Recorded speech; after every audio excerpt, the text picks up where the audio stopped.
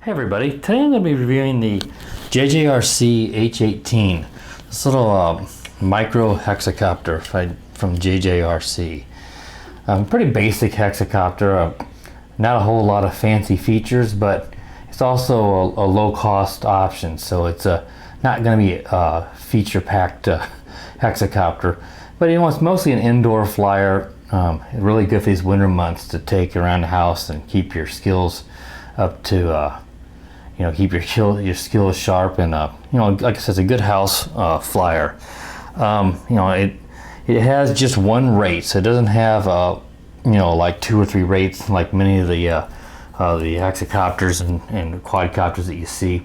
But it's a nice rate. It's not a extremely fast rate, but it's also not an extremely slow rate. So overall, I'm satisfied with the rate of it. I was a little bit concerned when I saw there was no extra rates.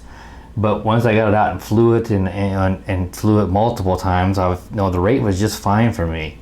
Like I said, I don't think it's too fast for a beginner, but I don't think it's too slow for an expert either.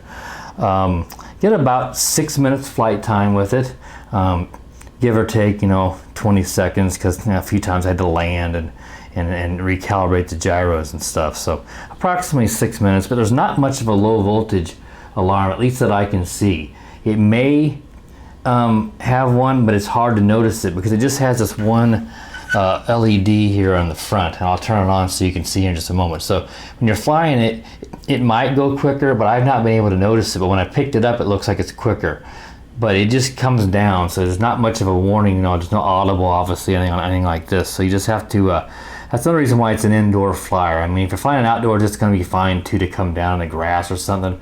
You're not going to find this very far away anyway, but it's really, like I said, an indoor flyer. Most of these nanos really are just for indoors. I'll go ahead and turn it on here. You can see the LED. Now it's flashing really fast here because it's not bound with the transmitter. It's not that fast when you're flying it, but that is what you use for your orientation, along with these 2 white props in the front. Obviously it's hard to see the props, but the LED works just fine for orientation. So despite not having LEDs on all the motor pods here, the one LED here acting kind of like a strobe light the way it flashes, though like I said, it's not that fast whenever you have it bound. It works just fine for orientation. Let's go ahead and turn it off here. It comes, let's see, with a built-in lipo, so you can't replace the lipo, which is again pretty common in these micros and nanos, but it'd be nice if you could replace the battery, just so you can easily replace it, or if charge up an extra one if you had spares or something. But it is 180 milliamp lipo from the spec sheets that I saw off the website. Of course, a 1S lipo. Let's see here. The accessories it comes with just your pretty standard USB charging cable that plugs into the back, a lot like the Pearson CX10s, and a lot of those use a similar kind of connector. And it does, like I said, have the on and off switch above it. It takes about 45 minutes to charge it up, so not too terribly bad. So you can charge it up pretty quick and take it up again. Like I said, get around 6 minutes flight time out of it. Like I said, despite having one rate, it does have 2 yaw rates, and that may sound a bit odd, but whenever you're flying it and you hold the yaw will spin about like this, not too terribly fast, but if you hold it down for about a second, then the yaw increases and gets really fast and spins around very, very fast. So that's how you increase the yaw, is you just continue to hold the yaw stick to the left or to the right. Now, as I'm flying it, like I said, you got about a second, so there's plenty of time to turn it around and continue going without having to worry about it kicking into the higher yaw. You got to intentionally hold that yaw stick to get it to go into the highest yaw rate. Let's go ahead and go over also, the accessories is about as minimal as you're going to get. You get 4 spare props. They list a screwdriver, but there's not one. I don't see any listed on the websites either. So, you don't really, those screwdrivers, they throw in all these drones, and you rarely need them anyway. But it does only give you 4, which I thought was a bit odd. Why not just give you 6? These things can't cost more than a cent to make all of them, so I don't know why. But you get 2, the 2 whites for the front, and then 2 blacks, for the side, for for 2 of the black ones, so you don't have a full set of props. So you know, if you damage 2 of these props, like 2 of the black ones, you know, then you may, you know, if they're the same direction, then you may be out of luck, because that's going to be, the blacks are going to be 1 of each direction. So again, I don't know why they didn't include 6, but these propellers should be really easy to find. They look just like all the nanos and micros used, so at the very least it's not going to be hard to find extra propellers for it, because with no prop guards, you know, it's easy to slam this into the wall as you're flying.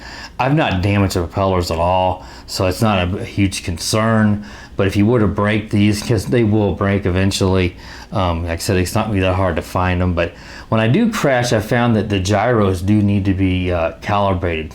It gets out of whack pretty easy. Again, not terribly uncommon for these smaller ones to have that happen, but this one seems a little more susceptible to it than the other ones I've flown. So you just got to make sure that you do calibrate the gyros. So let's go ahead and go over the transmitter. We'll go ahead and go over that first. To calibrate the gyros, you hold the sticks down and out, and that front light will flash quick and then go back to the slower flash, the bound flash. It's slower than the one I showed you there, and then you know that it's calibrated. So if you crash it, make sure that you do that.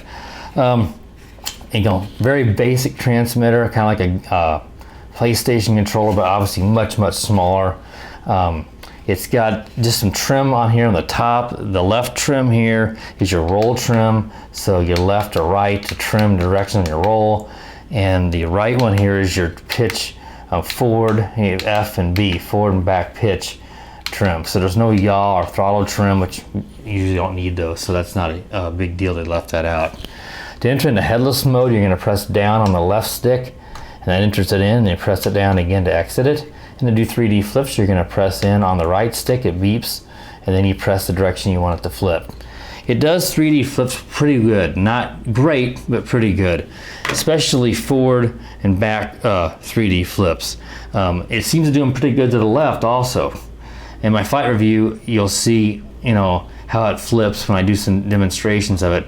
No, I think I said it flips poorly to the left, but it's actually to the right. Sometimes when you flip to the right, it tends to flip and then it wants to drift. You know, it's kind of hard to see when my hand's blocking it, but I have to flip and it kind of drifts off to the left when you flip it to the right. It's not every time, but it just seems like when I've done it, it's been a little sloppier flipping to the right. But it flips really good front and back, and it seems to flip a little better to the left, and I have no idea why that'd be. Right or left on this, but that's just what it seems from my flight tests. I think that pretty much covers everything. There's not a whole lot with this because it's a very basic drone or basic hexacopter, but you know, it's not a very expensive, so you know, it's a good indoor flyer, and I enjoy flying around the house. So you know, it's a nice little hexacopter. So let's go ahead now and move along to that flight review. Alright, back with the flight review for the JJRC H18 hexacopter. This little micro hexacopter. It's a cool little hexacopter. Flies nice. Pretty basic, but inexpensive. Nice little indoor flyer, especially for these winter months. We need something to fly indoors. Comes with this real basic transmitter. So it's not real fancy, not a whole lot to it, but you know, it's also inexpensive for the price. You know, it's a pretty cool little hexacopter.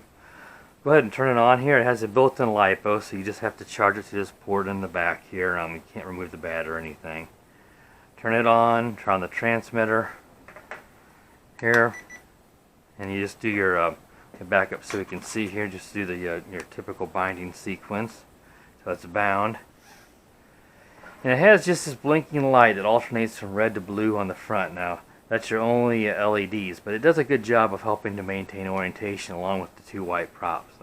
There's not much of an LVC on this, so it's basically an indoor flyer. So once it gets low, I've not been able to tell a difference in the light pattern here. It's possible it could speed up, but it's difficult to see as fast as that flashes. But it will just kind of come down as soon as it's dead. There's not much of a warning, but like I said, it's an indoor flyer, so that's not a really big deal in my opinion. That there's not much of an LVC on it. So let's go ahead and take it up. It flies nice though. Now it only has one rate, And again, I was a bit skeptical or kind of concerned about that, I guess you could say, because I thought, geez, one rate, how's that going to be any good? But you can see here, that rate is not bad. And it's not too fast for a beginner, but it's not too slow for an expert. Now, I wouldn't necessarily say I'm an expert flyer by any means, but I'm not a beginner. And I find it to be just right. Now it does actually, as you may have heard in my review, on the table review, it does also have, despite just having one rate, it actually has 2 yaw rates, which sounds odd. But how you actually do that is you turn it for about 1 second and it spins at a slower rate, and then it begins to speed up really quick. So let me demonstrate that and get it out here a little ways. And get it kind of up here stable. And you'll see there it goes. So if you want to just turn around with this, you just, hold the yaw, but don't hold it too long. Now as I'm flying, it's never been a problem. There's still enough, it's about at 1 second I've timed it. So as you're flying, you're not going to have a problem turning it around, you can see, unless you continue to hold it. And then it's going to really become fast, which is fine if you want to do some tricks, flying it around a circle and watching it. But of course it becomes a little harder and easier to lose orientation. Now, that was not much of a crash, but anytime I crash, especially with this one, I always advise that you do a gyro calibration. This one does seem to get its gyros out of whack a little easier when you crash. And to do that, you just pull the sticks down and out, and that little, I don't know if you can see it in the video, but that little LED does flash really quickly to tell you it's done, let you know the gyros have been calibrated. So let's see if we can do a few 3D flips. It does 3D flips really well, though it seems like it's a little sloppier when you do it to the left, and I'm not exactly sure why that is. It's not terrible, but for some reason the 3D flips are just not as good in one direction. So I'm going to try to trim it here a little bit since I did the calibration. You just press down on the right stick here.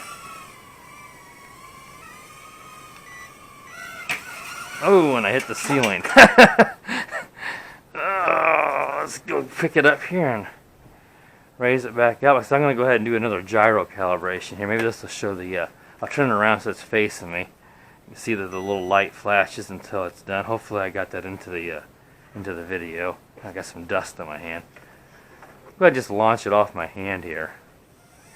I'm so used to these altitude holds. This one doesn't have altitude holds, so it's a little better training copter, because the altitude hold can almost make you lazy. And I'm so used to them too that I'm ended up, just maintaining my altitudes, taking a little more, fighting, or I don't know if fighting's the right word, a little more practice, or some fuzz on the bottom of here. A little bit more tuning, as you could say, than you would typically worry about. Calibrate that gyro again. So the gyro on this Hexacopter is quite sensitive, and there's some dust in the props I think was kind of messing it up, so apologize for that. And now it's flying fine. So thankfully the gyro calibration is not hard to do. Let's go ahead and do a flip now. See, now, and it flips, and see, that's where it came back and was a little bit sloppy to the side. So let's do another flip. I'm going to flip back towards me. It flips really nice backwards and forwards. Flip it to the left now. Just trimming it up a little bit. See, it flips really nicely to the left, but when I flip to the right, see, and that one wasn't too bad. It tends to sometimes go off to the left a little on me. I've still got some darned lint when it crashed back there, hanging off the motors. It wasn't affecting it, but it looked stupid. It's overall a nice flyer. Just when it just doesn't have altitude hold, but in this price range for Hexacopter, that's not that unexpected. But it's rather sporty, like I said, with only the one rate, and it's got the yaw, which you can see gets really quick there. but not too terrible. Go ahead and take it back up. We're just kind of just showing you how easy it is to land it. It's very easy to land. So I'll do it again. Not at all hard to land. And it's really not hard to fly. Now, with no prop guards, it's obviously, you know, you're obviously going to bang it into the walls. Like I said, that's where you have to be mindful of, just to calibrate the gyros when it crashes. It just seems to get out of whack from a crash, more so than the other micros and nanos I've seen. Lots of them do get messed up, just not as much as this one seems to. It does have headless mode, which you push on the left stick. I'm not a fan of headless mode, so I don't mess with that. But for a beginner, obviously headless mode is a nice feature. It's not terribly loud, not super quiet either, but you know, not bad.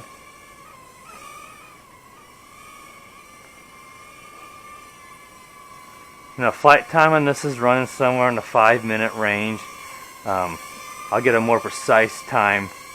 I have more precise time in my table review. I'm actually doing this flight review before the, I often do it before the table review. And as you can see right there, the battery did die. And there wasn't really much of a warning. You see now, you know, the light is flashing. You know, it looks like it's a little bit faster. It's more just a red light, looks like there. But it is hard to kind of notice that because you're used to this. So I think that's what it does when it's reached the low voltage.